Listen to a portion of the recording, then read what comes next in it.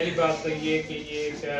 آپ لوگوں کے لیے ایک ٹریننگ ہے کہ how to present your work, اور اس میں ڈیفینیٹلی جب بھی آپ کوئی پریزنٹ کرتے ہیں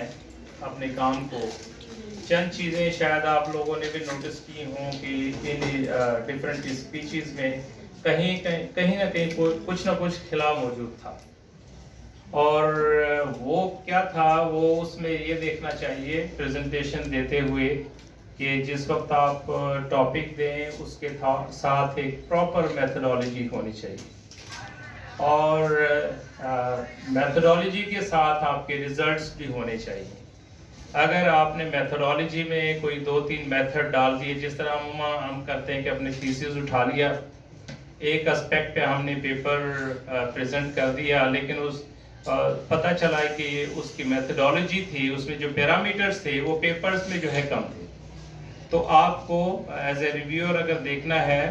بھلے ہی ہم لوگوں میں سے ڈاکٹر مشتاق صاحب بھی ہیں، ہم لوگ اکیڈیمیا میں کام کرتے ہیں، تو ہم اکثر اسٹوڈنٹ کو اسی چیز پہ پکڑتے ہیں کہ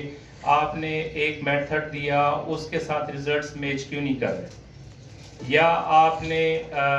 میتھڈ نہیں دیا اور چیزیں ڈیفائن کر دی، تو وہاں پھر کمپلیکسٹی آ جاتی ہے۔ تو آپ کو جب تھیسس سے کوئی چیز کہیں پریزنٹ کرنے لگیں تو کم از کم آپ کے ذہن میں یہ ہونا چاہیے کہ کیا چیز امپورٹنٹ ہے اور کیا چیز نہیں ہے،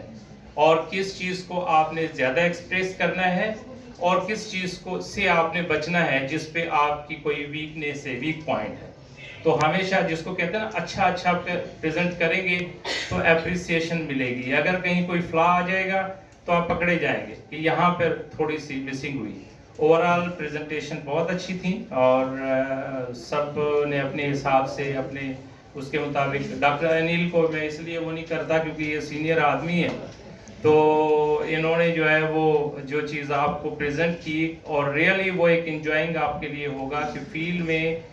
how to conduct your field study and what kind of problems you are facing there. ہمیشہ جو پہلے آپ ٹیکسانومی کی بات کرتے ہیں، جس طرح پہلے یا 2 میں پچھلی اس میں بھی آیا کہ جب آپ پلانٹ کوئی نیم دیتے ہیں تو جو لوگ اسی کنٹری کے سورس ہیں ان کو تو پتہ چل جاتا ہے کہ یہ اسپیسی ہمارے ہاں ہے، اور اگر کہیں اور کی اسپیسی آپ ٹیسٹ کرتے ہیں تو یو شوڈ گیو ریفرنس کہ کہاں سے لیا، اس کا سورس کیا ہے۔